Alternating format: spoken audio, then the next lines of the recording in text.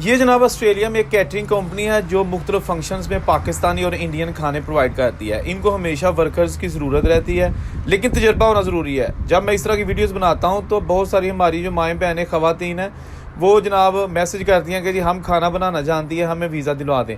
भाई आपके पास कुकरी का तजर्बा होना चाहिए, डिप्लोमा होना चाहिए और किसी अच्छे रेस्टोरेंट में कम से कम 3 से 4 साल का तजर्बा होना चाहिए, फिर आप किसी बैरून मुल्क जाने के अहल होते हैं। बहरहाल ये देखिएगा, ये एक प्लेटर तैयार हो रहा है। तो मैंने जब इनसे बात की रेस्टोरेंट वालों से तो इन्होंने कहा कि जी ये हमारा बड़ा मशहूर प्लेटर है, इसमें हम जो पाकिस्तान के रवायती जो फास्ट फूड है ना, जैसे समोसे पकौड़े, ये इनको कैरेमलाइज ओनियन करके ना तो उसके ऊपर फिर प्रेजेंटेशन बना के इसकी तो पेश करते हैं। तो ये ना सिर्फ यहाँ के गोरे बल्कि जो हमारे पाकिस्तानी, इंडियन और बांग्लादेशी कम्युनिटी है बड़े पसंद करते हैं। ये देखिएगा, ये उन्होंने समोसे और कचौरियाँ चारों तरफ लगा के आप छोटे जो है ना रोल वो अंदर लगाए